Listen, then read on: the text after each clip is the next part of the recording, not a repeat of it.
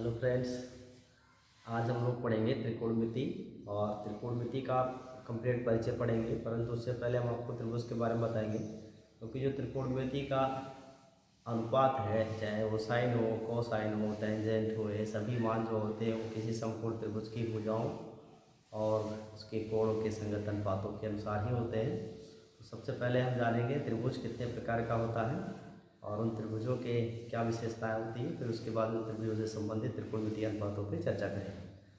तो शुरू करते हैं। और आप लोग मेरे वीडियो को लाइक करिए, शेयर करिए और सब्सक्राइब करिए और अपने अन्य दोस्तों तक जरूर पहुंचाइए, जिससे उनको भी इसका लाभ मिल सके। तो शुरू करते हैं। देखिए त्रिभुज के बारे में।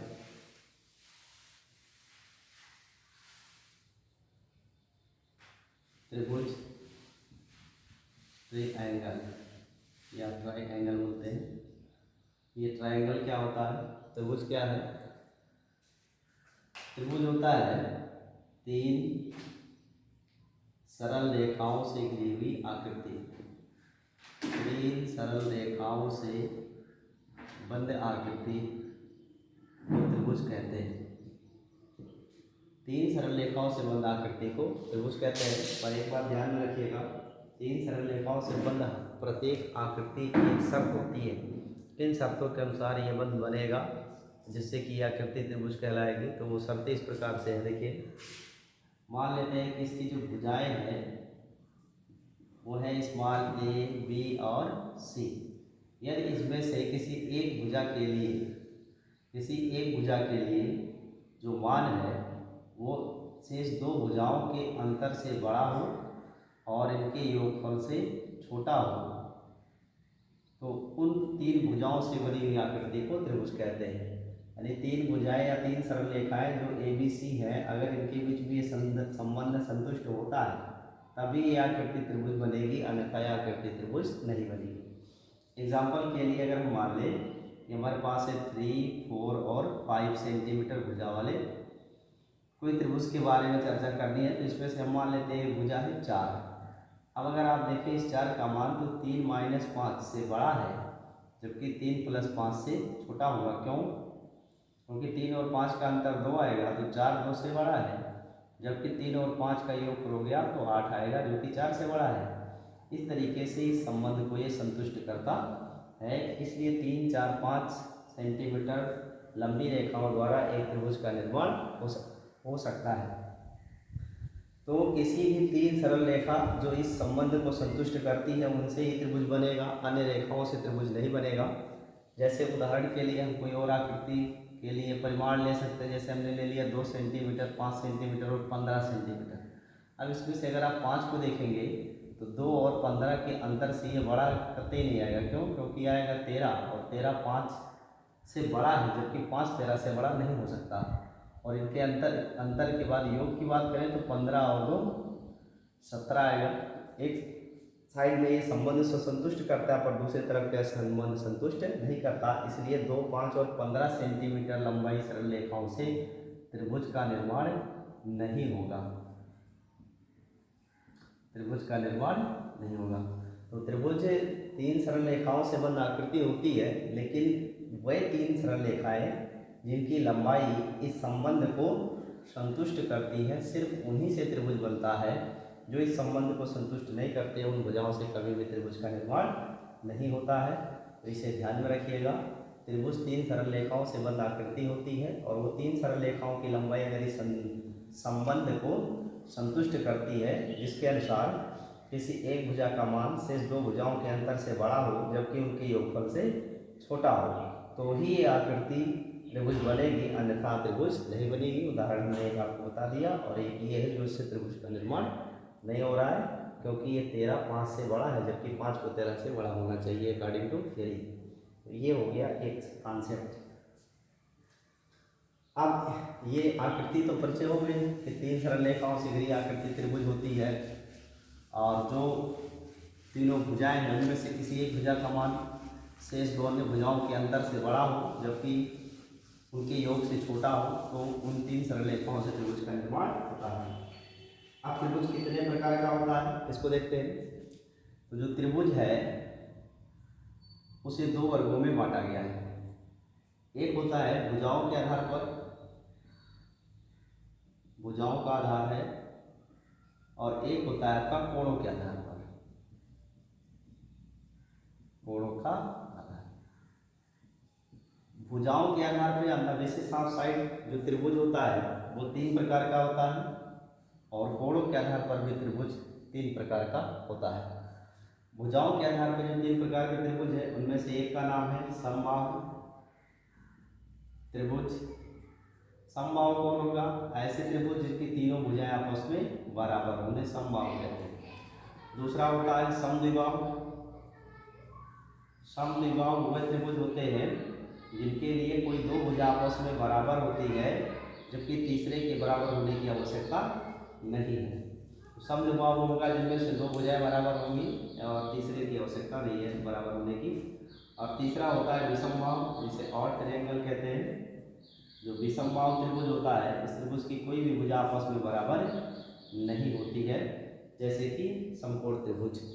समकोण त्रिभुज एक विषमबाहु त्रिभुज के अंतर्गत आता है क्योंकि उसकी कोई भी भुजा आपस में बराबर नहीं होती, न लंब न आधार और न ही कर्ण, परंतु अन्य परिस्थितियों में ये बराबर भी हो सकता है। तो भुजाओं के आधार पर त्रिभुज तीन हो गए, समबाहु, समद्विबाहु और विषमबाहु। समबाहु त्रिभुज उसे जिसके तीनों भुजाएं आपस में बराबर होंगी, समद्विबाहु वो जिसकी दो भुजाएं बराबर होंगी, विषमबाहु वो जिसकी कोई भी भुजा आपस में बराबर ना हो। तो ये भुजाओं के आधार पर त्रिभुज 3 प्रकार का है। अब इसके बाद कोणों के आधार पर देखें तो कोणों के आधार पर भी त्रिभुज 3 प्रकार का होता है। इसमें से पहला है न्यून कोण त्रिभुज। न्यून कोण त्रिभुज, न्यून कोण त्रिभुज वह त्रिभुज होता है जिसका एक कोण यानी प्रत्येक कोण 90 से छोटा होगा, उसे न्यून कोण त्रिभुज कहते हैं। अंग्रेजी में से एक्यूट एंगल कहते हैं, acute angle, acute angle triangle कहा जाता है।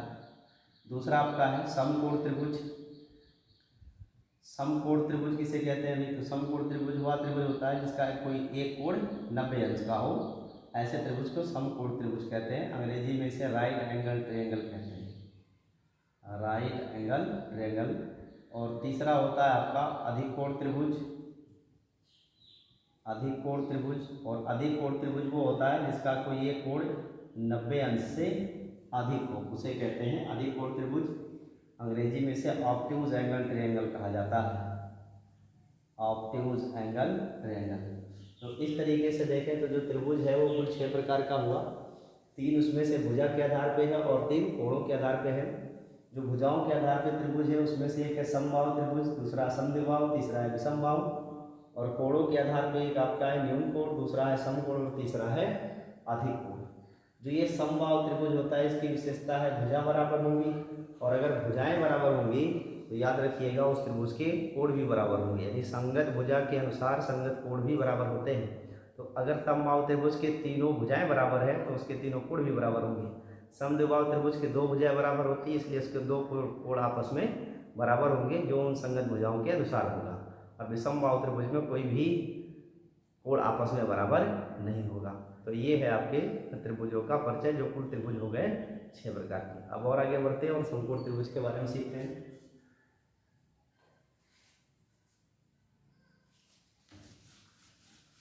तो नेक्स्ट हम लोग चूंकि त्रिकोणमिति के बारे में पढ़ना चाहते हैं और त्रिकोणमिति में सबसे ज़्यादा समकोण त्रिभुज का उपयोग किया जाता है, इसलिए पहले हम आपको समकोण त्रिभुज के बारे में बताते हैं। एक समकोण त्रिभुज की परिभाषा है कि एक समकोण त्रिभुज वह त्रिभुज होता है जिसका प्रत्येक कोई एक कोण 90 अंश का हो। यहाँ हमने मान लिया कोण 90 का है और यह है बी और ये है ए और ये है सी, और ये कोण कोई है मान लिया हमने एंगल थीटा है। इस 90 अंश के सामने की जो भुजा होती है समकोण त्रिभुज में इसे कर्ण कहते हैं। अंग्रेजी में इसको हाइपोटेन्यूस कहा जाता है। और इस थीटा के सामने की जो भुजा होती है उसे लंब कहते हैं। अंग्रेजी में इसको परपेंडिकुलर कहा जाता है, परपेंडिकुलर।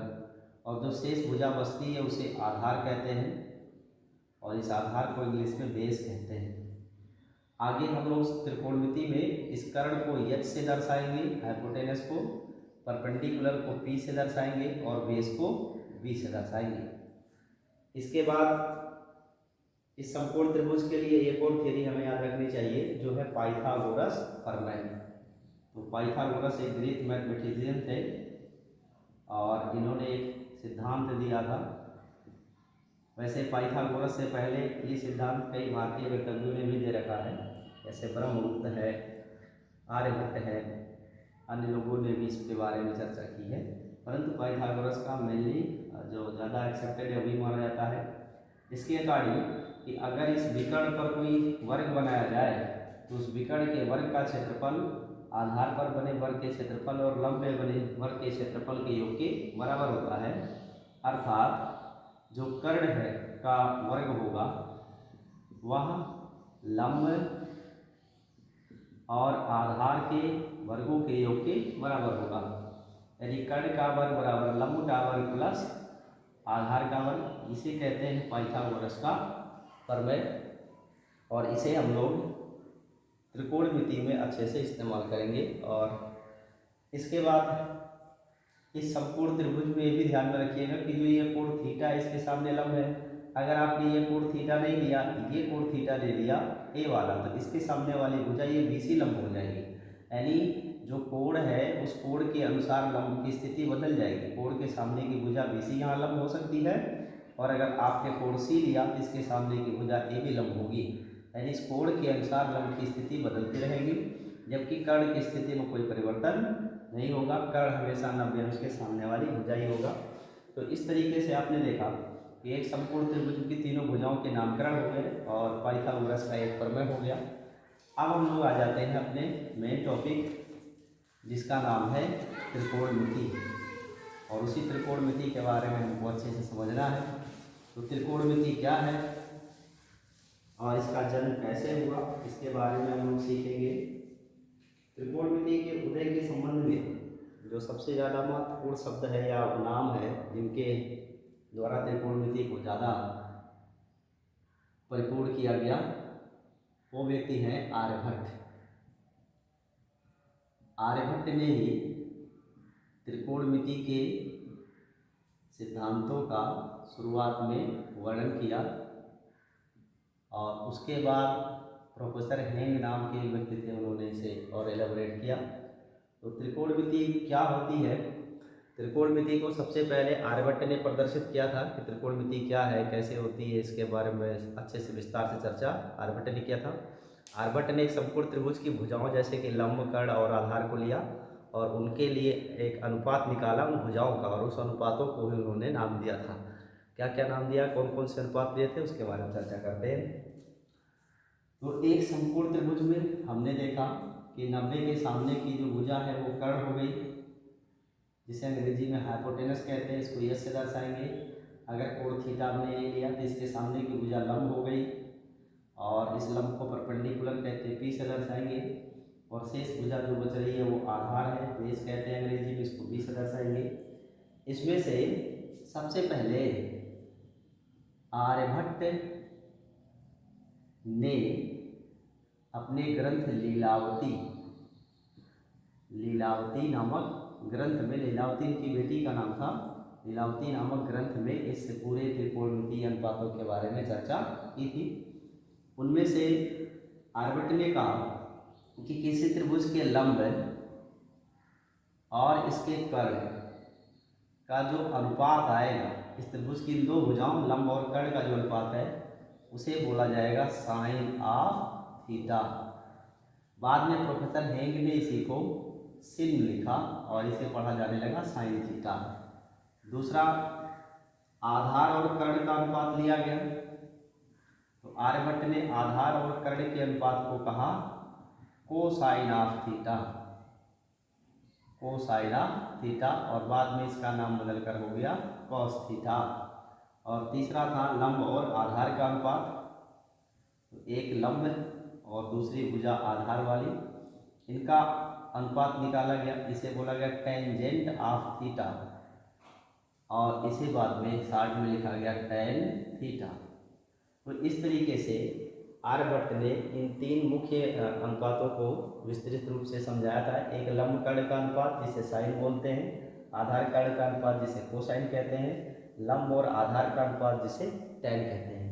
ये तीन मुख्य त्रिकोणमितीय अनुपात कहलाते हैं। क्योंकि ये अनुपात के द्वारा ही बने, भुजाओं के अनुपात से बने हुए, इसलिए इन्हें त्रिकोणमितीय अनुपात हम कहते हैं। अब इस 3 साइन कॉस टेन त्रिकोणमितीय अनुपातों के व्युत्क्रम भी होते हैं। तो साइन के व्युत्क्रम को कहा जाता है कॉसेक, और अगर साइन है लंब बटे कर्ण तो कोसेक होगा कर्ण बटा लंब। नेक्स्ट आपका है कॉस, और इस कॉस का अपोजिट जो होता है व्युत्क्रम उसे सेक बोलते हैं।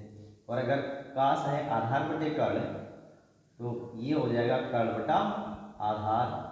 और तीसरा है टैन, इसका उल्टा होता है कॉट जेन, और ये हो जाएगा आधार बटे लंब। तो इस तरीके से कुल यहाँ मुख्य 6 त्रिकोणमितीय अनुपात बनते हैं, जिनमें से 3 है आपके प्राइमरी और 3 है इनके अपोजिट। पहला है साइन जो लंब और कर्ण का अनुपात है, दूसरा है कोसाइन जो आधार और कर्ण का अनुपात है, तीसरा है टेन जो लंब और आधार का अनुपात है, और साइन का अपोजिट कोसेक, कॉस का अपोजिट सेक और टेन का अपोजिट काट होता है। अब इसके बाद में हम लोग सीखेंगे कि इनमें क्या क्या संबंध होते हैं। तो अगर हम संबंधों की बात करें तो उसमें से पहला गुणात्मक संबंध है या गुणन संबंध कहते हैं। जो गुणन संबंध है उसमें पहला है कि अगर हम साइन और इसके अपोजिट कोसेक का गुणा कर दें, साइन और इसका अपोजिट कोसेक, तो इसकी वैल्यू क्या आएगी, याद रखिएगा इसकी वैल्यू 1 आती है। दूसरा है कास और इसका अपोजिट सेक, अगर इनका गुणा करेंगे तो इसकी वैल्यू 1 आएगी। तीसरा है टैन और इसका अपोजिट होता है काट, इनका गुणा करोगे आपस में तो 1 आएगा। ये 3 गुणन संबंध है और 3 ऐसे इनके योग के संबंध होते हैं, जिसे आगे चल के हम लोग सिद्ध करेंगे कैसे होते हैं। उनमें पहला है sine of square theta plus cos of square theta is equal to 1। दूसरा है sec square theta is equal to 1 plus tan square theta. तीसरा है cosec square theta is equal to 1 plus cot square theta. और एक और बता दे रहे हैं, वो है p sine theta plus b cos theta is equal to h. ये 4 मुख्य संबंध है। चौथे वाले संबंध का प्रयोग एसएससी में बहुत किया जाता है। इसके द्वारा हम लोग बहुत सारे त्रिभुजों के संबंधों को ज्ञात करते हैं। तो ये आपके त्रिकोणमितीय संबंध है, जिसकी शुरुआत आर्यभट्ट ने की थी, और आर्यभट्ट से होते होते आज मॉडर्न में बहुत ज़्यादा व्यापक हो चुका है। इस त्रिकोणमिति का उपयोग प्रारंभ में किया जाता था ऊंचाई और दूरी ज्ञात करने के लिए, पर्वतों की दूरी, खगोलीय पिंडों की दूरियां, उनको ज्ञात करने के लिए इसका इस्तेमाल किया जाता था। अब इसका क्षेत्र तो बड़ा व्यापक हो गया है और लगभग गणित और विज्ञान के हर क्षेत्रों में इसका उपयोग किया जाता है। तो इसे नोट कर लीजिए और इसके आगे हम और चर्चा करते हैं, आपको सिखाते हैं। अब इसके बाद हम लोग देखते हैं कि त्रिकोणमितीय जो रेशियो आपने पढ़ा, जैसे साइन कॉस टेन है, ये जो साइन कॉस टेन है इसका ग्राफ क्या होता है, इसकी रेंज क्या है, और इसके अधिकतम मान क्या हो सकते हैं, न्यूनतम मान क्या सकते हैं, अर्थात इसकी रेंज क्या है, डोमेन क्या है, इसके बारे में हम चर्चा करेंगे। तो आप लोग ध्यान से देखिएगा, हम ग्राफ बना रहे हैं। इसमें से पहला अगर हम लें साइन, तो साइन के लिए जो वैल्यू है वो -1 और 1 है, और इसके लिए मान होता है पाई/2 और पाई/2। अगर हम बात करें कि त्रिकोणमितीय अनुपात साइन का मान अधिकतम कितना हो सकता है, तो इसका अधिकतम मान 1 होता है और न्यूनतम मान 1.5 होता है। इसका हम ग्राफ बनाएं तो इस तरीके से ग्राफ बनेगा। यहाँ पे थीटा की वैल्यू 0 है, थीटा की वैल्यू 90 है, थीटा की वैल्यू 180 है, यहाँ थीटा की वैल्यू 270 है, फिर थीटा की वैल्यू 360 है। और इस तरीके से आप अन्य साइकिल करते चले जाइए। ये थीटा है और ये फंक्शन है साइन ऑफ थीटा, और आप देखोगे तो इसके 90 की वैल्यू +1 होती है और इसके 270 की वैल्यू -1 होती है। जो इसका मान है साइन का वो सदैव ऋण 1 और धन 1 के बीच में होगा, चाहे जितने साइकिल पूरे हो जाए, मान हमेशा इसी के बीच में रहेगा। इसीलिए इसे कहते हैं क्या, परास या रेंज कहते हैं। और जो ये थीटा के मान है इन्हें डोमेन कहा जाता है, भी प्रांत कहते हैं। तो ये साइन का कर्व है और ये साइन का रेंज है ऋण 1 से 1 और प्रांत है ऋण π/2 और π/2। याद रखिएगा साइन की वैल्यू सदैव 1 के बराबर या 1 से कम होती है। 1 के बराबर या 1 से कम होती है। दूसरा आपका है कोसाइन। जो कोसाइन है इसके लिए परास अगर लिखोगे तो ऋण 1 और 1 ही आएगा, परंतु इसकी रेंज है ऋण π to 0, यानी पाई और 0, या आप लिख सकते हो 0 to पाई। इस कोसाइन की परास ऋण 1 और 1 ही है, सेम मान। कभी भी कास का मान 1 से ज़्यादा नहीं होगा, साइन का भी मान कभी 1 से ज़्यादा नहीं होगा। और अगर ग्राफ की बात करें तो जो कोसाइन का कर्व बनता है वो हमेशा मैक्सिमम से स्टार्ट होता है, इस तरीके से बनेगा। थीटा बराबर 0 पर इस कोसाइन की वैल्यू मैक्सिमम होती है और वो होती है 1। फिर इसके बाद 90 पे थीटा 90 हो तो इसकी वैल्यू 0 होती है। 270 पे नेगेटिव 1 होता है। और अगर 360 है 180 है ये, फिर ये है 270 और यहाँ आगे बन जाएगा 360, तो 360 पे फिर से इसकी वैल्यू +1 होती है। ये कोसाइन का ग्राफ है। तीसरा आपका है टेंजेंट। तो जो टेंजेंट है इसके लिए परास की बात करें तो ऋण इनफाइनाइट से इनफाइनाइट है और एंगल वैल्यू नेगेटिव π/2 से लेकर के π/2 तक होता है। इसका ग्राफ अगर बनाया जाए तो ग्राफ कुछ इस तरीके से बनता है टेन का, और यहाँ π/2 पर फंक्शन की वैल्यू इनफाइनाइट है और यहाँ नेगेटिव π/2 यूज़ करेंगे, यहाँ भी फंक्शन की वैल्यू इनफाइनाइट है बट अपोजिट डायरेक्शन में। तो ये थीटा है और ये फंक्शन है tan ऑफ थीटा। इस तरीके से त्रिकोणमितीय अनुपातों में साइन कॉस टेन का जो परास है, जो डोमेन है, रेंज है, ये हमने आपको डिफाइन कर दिया। याद रखिएगा साइन का मान कभी 1 से ज़्यादा नहीं हो सकता, 1 के बराबर हो सकता है या 1 से छोटा होगा, 1 से ज़्यादा नहीं होगा। और जो कोसाइन उसकी वैल्यू भी ऐसे होती है, 1 से कभी ज़्यादा नहीं हो सकती, 1 हो सकता है या 1 से कम होगा, कभी भी 1 से ज़्यादा नहीं होगा। और जो टेंजेंट वैल्यू है वो तो इनफाइनाइट होता है, उसको जिस तरीके से लिखा गया ऐसे ही रहेगा। नेक्स्ट इसके बाद देखते हैं, आइए अब और आगे चलते हैं और त्रिकोणमितीय अनुपात के लिए हम लोग चिन्ह प्रपाटी सीखते हैं कि 360 डिग्री को अगर हम 4 भागों में डिवाइड करें तो एक भाग जो बनता है उसे चतुर्थांश कहते हैं, क्वाड्रेंट कहा जाता है।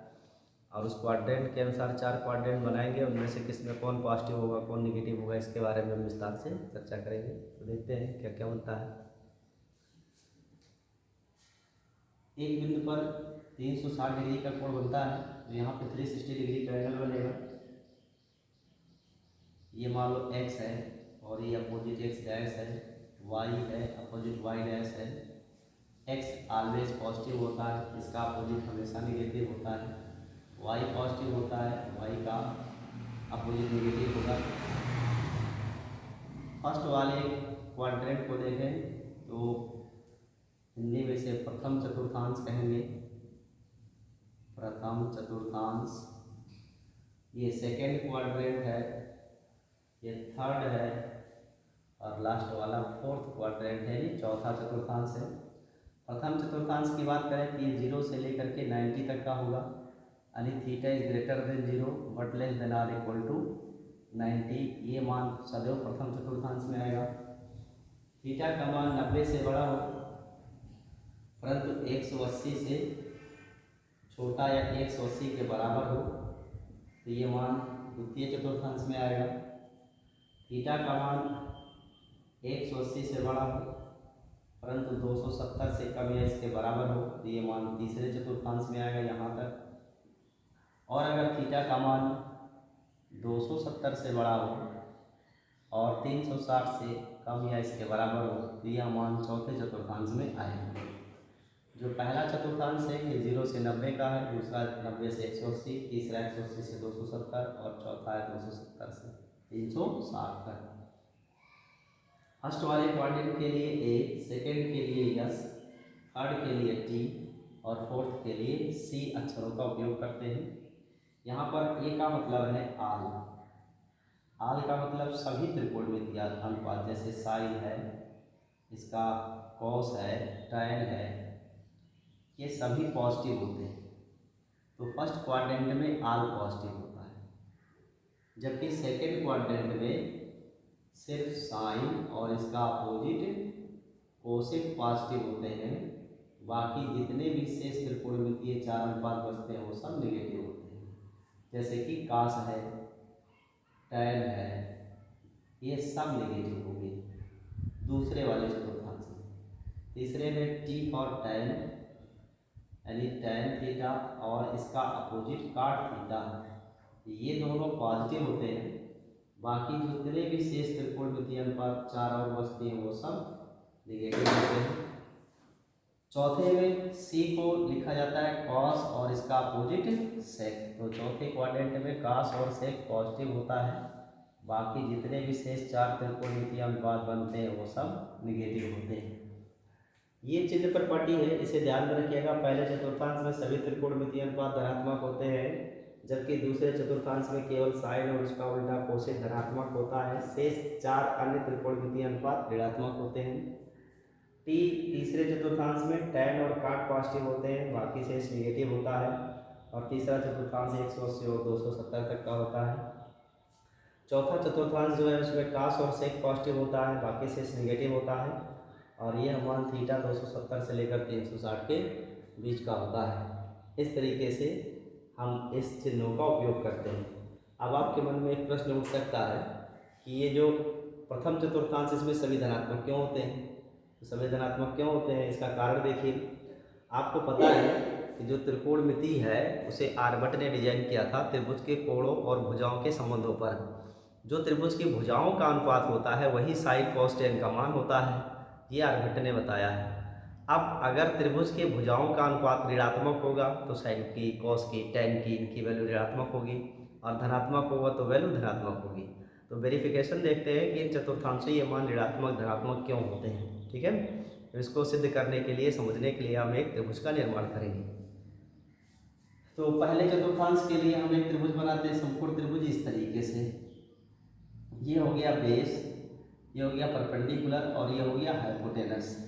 देखो जब अपवर्ड डायरेक्शन में जाएंगे तो वाई में ये धनात्मक मान होगा, इसका मतलब लंब धनात्मक है। आधार एक्स की दिशा में चलेगा तो आधार भी धनात्मक है। और जो ये कर्ण होता है वो लंब और आधार का वर्ग होता है, और वर्ग होने की वजह से अगर बेस और परपेंडिकुलर नेगेटिव भी होंगे तो स्क्वायर करने से पॉजिटिव हो जाएंगे। तो इस तरीके से देखो तो यहाँ पर लंब, आधार और कर्ण ये तीनों भुजाएं धनात्मक हैं। अगर तीनों भुजाएं धनात्मक हैं तो इन्हीं तीनों भुजाओं के अनुपात से ही तो त्रिकोणमितीय अनुपात बनते हैं। वो सारे त्रिकोणमितीय अनुपात भी क्या होंगे? धनात्मक होंगे। दूसरे चतुर्थांश में अगर हम चले तो दूसरे में ये जो आधार है ये एक्स डैश दिशा में है और ये ऋणात्मक होगा, जबकि ये जो लंब है ये वाई दिशा में है और वाई दिशा में है तो ये धनात्मक होगा। और कर्ण तो हमेशा धनात्मक होता है तो ये ऑलवेज पॉजिटिव होगा। अब यहाँ आप देखो तो कर्ण और ये लंब दोनों धनात्मक है, बाकी आधा ऋणात्मक है।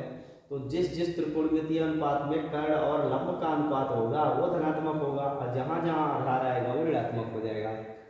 तो कर्ण और लंब वाले अनुपात कौन होते हैं? साइन और उसका उल्टा कोसेक ही होता है, लंब बटे कर्ण। इसलिए दूसरे में साइन और कोसेक धनात्मक होते हैं। बाकी सभी जितने कास, टैन, कॉट, सेक वो सब इस आधार से जुड़े होते हैं, इसलिए सभी ऋणात्मक होते हैं।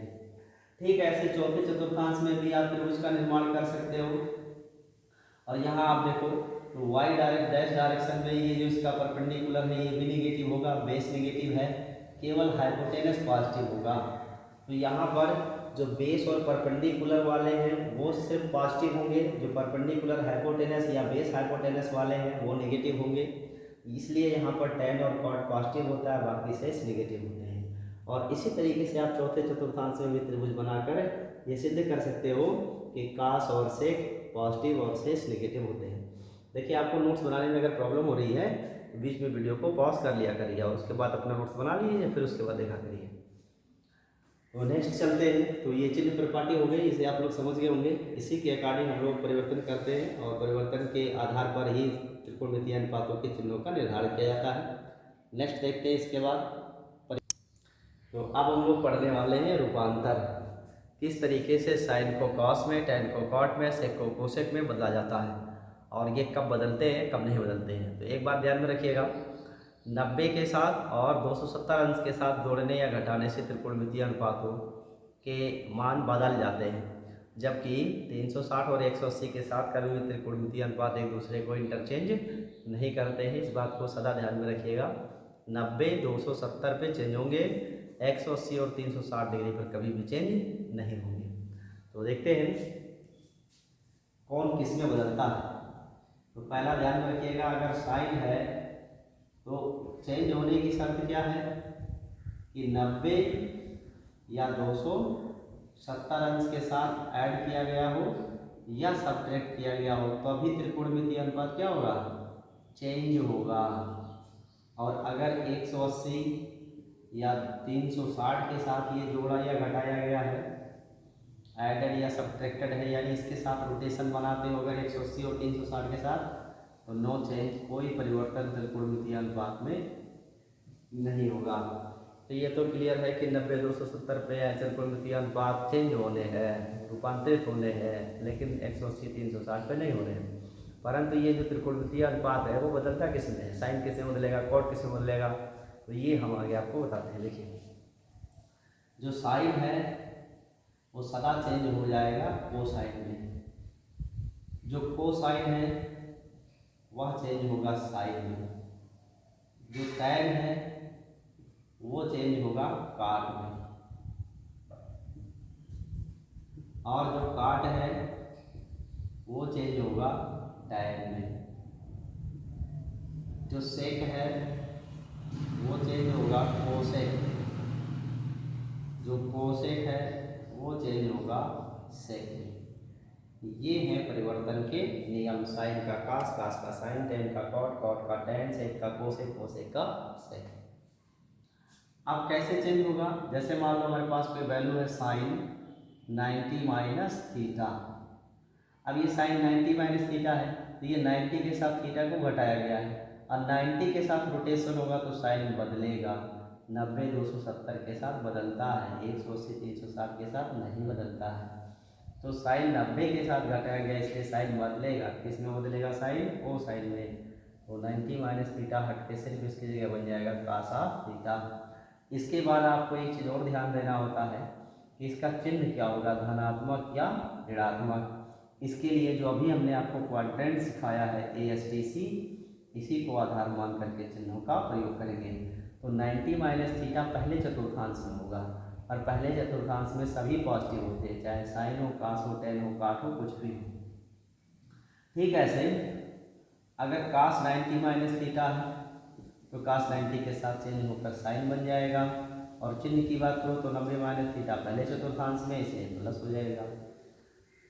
ठीक है, ऐसे टेन की बात करें तो टेन 90 माइनस थीटा है तो टेन चेंज होकर काट थीटा बन जाएगा, और टेन 90 माइनस थीटा पहले चतुर्थांश में, इसलिए यह धनात्मक भी होगा।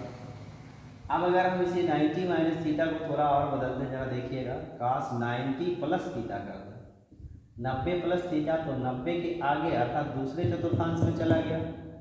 अब 90 के साथ कास को बदलेगा, कास बदलेगा साइन में, तो यहाँ साइन थीटा तो हो जाएगा, लेकिन जो चिन्ह है वो 90 प्लस थीटा के लिए दूसरे चतुर्थांश का चिन्ह लगेगा, और दूसरे में सिर्फ साइन और कोसेक पॉजिटिव होता है।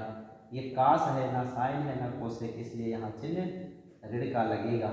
याद रखिएगा, जिस त्रिकोणमितीय अनुपात को बदला जा रहा है उसी के अनुसार चिन्ह लगाते हैं, जो बदल के आता है उसके अनुसार चिन्ह नहीं लगाते हैं।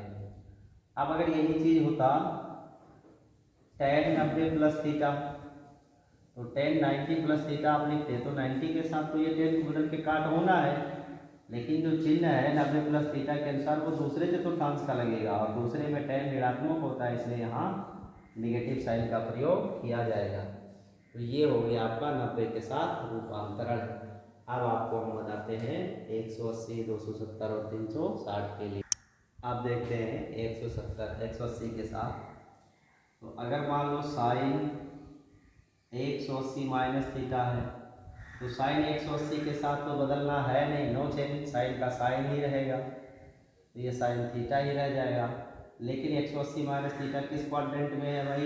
ए एस टी सी। हेलो, तो आज हम लोग सीखेंगे कि कुछ त्रिकोणमितीय मानों के फिक्स्ड वैल्यूज, जैसे कुछ विशिष्ट कोणों के लिए निर्धारित मान होता है, उन मानों का किस तरीके से गणना किया जाता है वो हम सीखेंगे। जैसे 0 से लेकर के 90 तक के साइन के, कॉस, टेन, सेक, कोसेक, इन सभी त्रिकोणमितीय अनुपातों के मान हमें पहले से निर्धारित होते हैं, जिन्हें हमें याद करना होता है। पर आप ध्यान में रखिएगा, ये सभी जो मान ज्ञात किए जाते हैं ये सब समकोण त्रिभुज के आर्यभट्ट के दिए गए साइन, कॉस, टेन, सेक, कोसेक के भुजाओं के अनुपातों के आधार पर ही होते हैं। पर इसकी एक लिमिटेशन है कि ये सिर्फ 0 से लेकर 90 अंश तक के कोणों के लिए ही वैलिड होते हैं। कभी भी 90 से आगे के कोण जैसे 120, 130 अंश, 135 अंश, इन सभी कोणों के लिए ये टेबल वैलिड नहीं होता। उसके लिए हमें अन्य त्रिकोणमितीय सूत्रों का उपयोग करते हैं। यानी कुल मिलाकर ये बोले तो समकोण त्रिभुज में न्यून कोण के लिए, यानी 0 से 90 अंश तक के जितने भी छोटे मान होते हैं कोणों के, उनके लिए त्रिकोणमितीय अनुपात तो निर्धारित है, परंतु उससे आगे के त्रिकोणमितीय अनुपात निर्धारित नहीं है और वो हाई स्कूल लेवल पे नहीं है। उसके लिए हमें साइन ए प्लस बी के सूत्र का प्रयोग करके, दो कोणों के योग और अंतर वाले सूत्रों का प्रयोग करके हमें 11th और 12th में जानकारी दी जाएगी कि किस तरीके से 120 अंश, 150 अंश के मान ज्ञात किए जाते हैं। जो हमने पाइथागोरस से सीखा है, साइन थीटा बराबर लंब बटे कर्ण, कास थीटा आधार बटे कर्ण होता है। ये जो मान है, ये मान सिर्फ न्यून कोणों के लिए वैलिड है, न्यून कोण से आगे के लिए वैलिड नहीं है। इस चीज़ को हमेशा ध्यान में रखिएगा। तो चलते हैं और देखते हैं आपको क्या बातें हैं जो मैंने अभी आपको बताया है वो कैसे यूज़ किया था। देखिए, जैसे हमें मालूम है कि साइन जो होता है ये लंब और कर्ण का आधार होता है, यानी परपेंडिकुलर हाइपोटेनस का। कास होता है ये भी बेस और हाइपोटेनस का रेशियो होता है, और जो टैन होता है वो परपेंडिकुलर और बेस का रेशियो होता है। पर साइन, कास, टैन ये जो वैल्यूज हैं, इनके लिए अगर हम लिमिट की बात करें, लिमिट कि किस सीमा तक ये वैलिड है, तो याद रखिएगा थीटा अगर न्यून कोण है तभी ये सूत्र लगेगा, अन्यथा यह सूत्र नहीं लगेगा। ठीक है, तभी यह सूत्र मान्य है। और अगर आपने न्यून कोण से आगे की बात किया तो उसके लिए मान्य नहीं होगा। जैसे अगर हम साइन 30 अंश का मान ज्ञात करते हो तो वो हमें 1/2 मिल जाएगा। साइन 45 का मान ज्ञात करते हो तो 1/√2 मिल जाएगा। साइन 60 की वैल्यू ज्ञात करते हो तो √3/2 मिल जाएगा। लेकिन जैसे ही आप साइन 90 की वैल्यू करोगे 1 मिलेगा। अब ज़रा आप यहाँ विचार करिए कि साइन 90 का मान 1 कैसे हो सकता है। साइन वास्तव में किसी समकोण त्रिभुज के लिए लंब और कर्ण का अनुपात होता है। तो लंब और कर्ण कभी बराबर हो सकते हैं, और अगर बराबर होंगे तो दोनों भुजाओं के लिए कोण भी 90-90 बराबर हो जाएगा। तो ये शर्त वैलिड नहीं है, इसको ध्यान में रखिएगा। 90 अंश का मान हम निकालते नहीं है, न्यून कोण के लिए ही ये सभी सूत्र वैलिड है, न्यून अधिक कोणों के लिए ये वैलिड नहीं है। अधिक कोणों के लिए हम 11th और 12th में पढ़ेंगे साइन ए प्लस बी वाले सूत्रों का प्रयोग करके, साइन 45 प्लस 45 करके नहीं न्यून कोण बनाते हैं, फिर उसको लगाते हैं और तब जा कर के ये वैलिड आता है।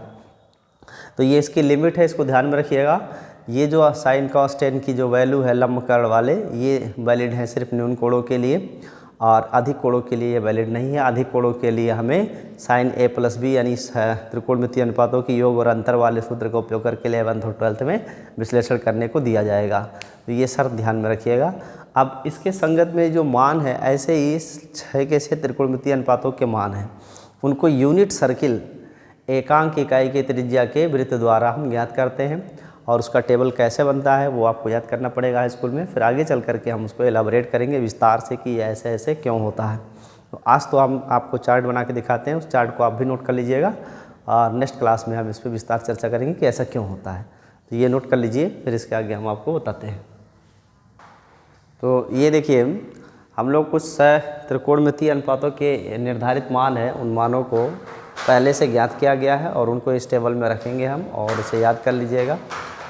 और ये मान कैसे ज्ञात करे जाते हैं ये ध्यान में रखिएगा। सिर्फ न्यून कोणों के लिए ही लंब बटे कर्ण, आधार बटे कर्ण और लंब बटे आधार वाले सूत्र जो हम लिखते हैं वो वैलिड हैं, अन्य के लिए वैलिड नहीं है। अन्य के लिए हमें योग और अंतर वाले सूत्र का उपयोग करना होता है। ये मान कैसे निकालते हैं देखिए, जैसे साइन है 0, 30, 45, 60, 90 तक न्यून कोण तक के लिए हम मान निकालेंगे।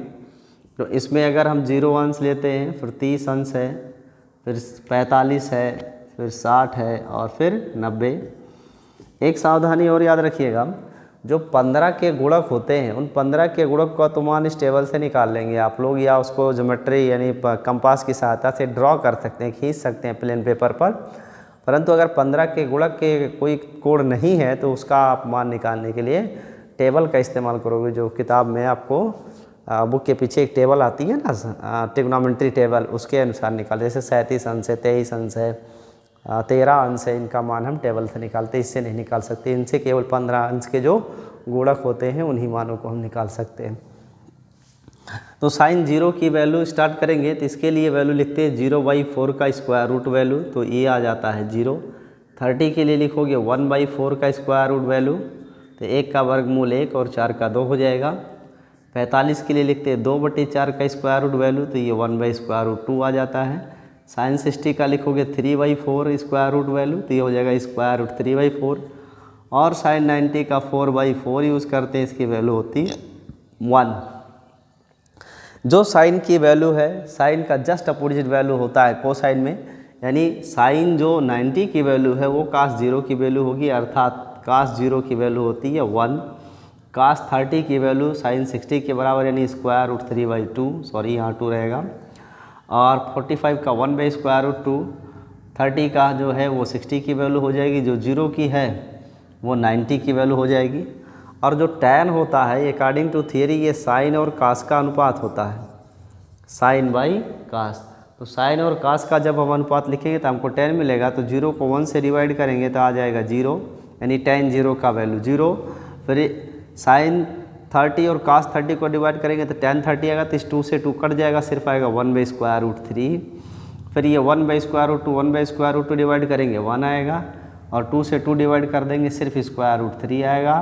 और 1 को 0 से डिवाइड करोगे तो इसकी वैल्यू क्या है ये हमें क्या किसी को नहीं पता, इसलिए इसे लिखा जाता है इन्फिनिट।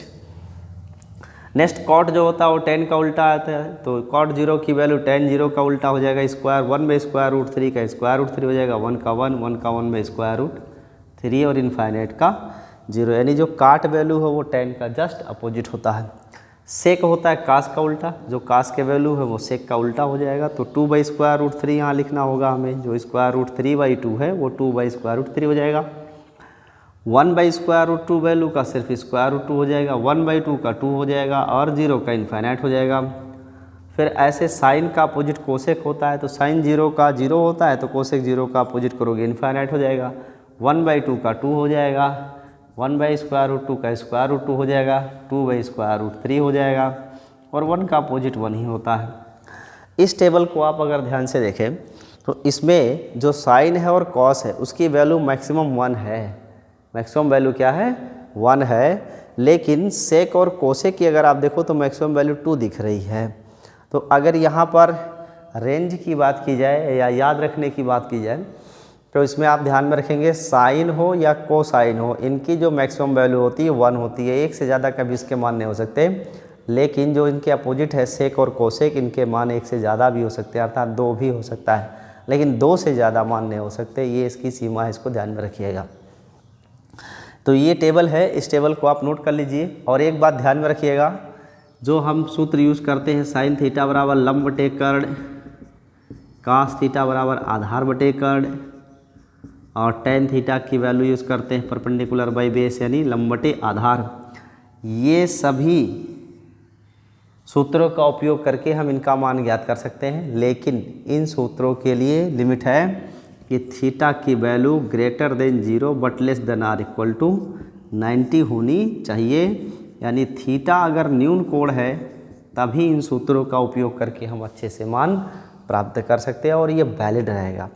अगर मान लो साइन 135 अंश आ गया तो ये न्यून कोण नहीं, ये अधिक कोण होगा, और इसका मान फिर इस लंब बटे कर्ण आधार बटे कर्ण वाले रूल से नहीं आएगा।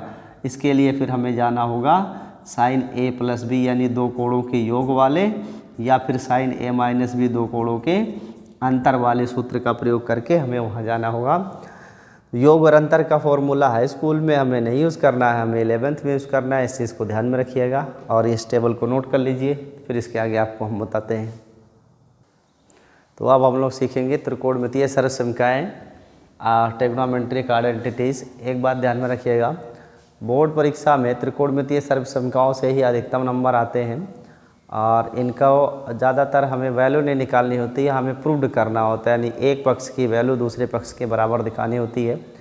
ऐसा करने के लिए आपको बहुत सारे त्रिकोणमितीय मानों को बदलना होता है, इनका रूपांतरण करना होता है। तो जो रूपांतरण के लिए हाई स्कूल लेवल तक की बात है वो दो है, एक योग का और एक गुणन का। और योग का और गुणन का जो रूपांतरण है उसे हम देखते हैं। तो सबसे पहले गुणन का रूपांतरण देखेंगे, फिर उसके बाद योग का देखते हैं। हमें सर्वसमीकरणों में पहले ध्यान में रखना है कि जैसे साइन है इसको अपोजिट में 1 कोसेक लिख सकते हैं, और अगर कहीं कोसेक के है और उसकी जगह हम 1 साइन लिख सकते हैं आवश्यकता अनुसार। दूसरा, अगर कहीं कॉस लिखा है तो इसको 1 सेक यूज़ किया जा सकता है, और अगर कहीं सेक लिखा है तो इसे 1 कास यूज़ किया जा सकता है। तीसरा है टैन, टैन को हम 1 काट यूज़ कर सकते हैं या काट को 1 टैन यूज़ कर सकते हैं। ये मान हम जब कभी त्रिकोणमितीय सर्वसमीकरण वाले प्रश्नों को हल करेंगे तो वहाँ रूपांतरण में इनका उपयोग हम करेंगे। और बहुत सारे प्रश्न होते हैं जो इन रूपांतरणों से बनते हैं, बोर्ड परीक्षा में आते हैं, मैक्सिमम नंबर यहाँ से आता है, इस चीज़ को ध्यान में रखिएगा। नेक्स्ट आपका है योग का फॉर्मूला। और योग संबंध जो है उनमें से पहला आपका है first, sine of square theta plus cos of square theta is equal to 1।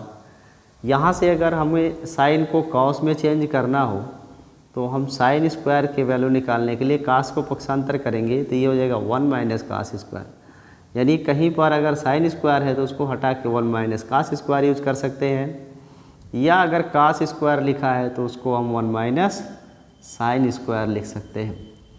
दूसरा आपका है sec square minus tan square is equal to 1। अब यहाँ से ध्यान रखेंगे कि अगर मुझे सेक स्क्वायर को रूपांतरित करना टैन में तो टैन को पक्षांतर करेंगे तो 1 प्लस टैन स्क्वायर आ जाएगा, यानी सेक स्क्वायर हटा के हम 1 प्लस टैन स्क्वायर लिख सकते हैं, या टैन स्क्वायर को विस्थापित करके सेक स्क्वायर माइनस 1 लिख सकते हैं। ठीक ऐसे cosec square minus cot square अगर कहीं होगा तो इसकी वैल्यू तो 1 लिखी जाएगी। Sine square plus cos square हुआ तो भी 1 लिखोगे, sec square minus tan square मिला तो भी 1 लिखेंगे, cosec square minus cot square मिला तब भी 1 लिखेंगे। बट अगर ज़रूरत पड़ी तो इस कोसेक स्क्वायर को हम रूपांतरित कर सकते हैं काट में। इसके लिए ऋण काट को इधर लाना होगा दूसरे पक्ष में, तो धन काट हो जाएगा। नेक्स्ट, अगर काट स्क्वायर को कोसेक में रूपांतरित करना पड़ा तो 1 को इधर लाएंगे और काट को दूसरे साइड में ले जाएंगे, ये बन जाएगा कोसेक स्क्वायर थीटा माइनस 1 हो जाएगा। इन रूपांतरण का उपयोग करके हम त्रिकोणमितीय सर्वसमीकरण पर आधारित प्रश्नों को हल करेंगे, इसे आप लोग ध्यान में रखिएगा। अब आपको कुछ प्रश्न करके दिखाते हैं जो एनसीईआरटी से संबंधित है और एनसीईआरटी की एक्सरसाइज में है, उससे और स्पष्टता आएगी। और यही मेनली वो त्रिकोणमितीय अनुपात है जिनका इस्तेमाल करना होता है हम लोग।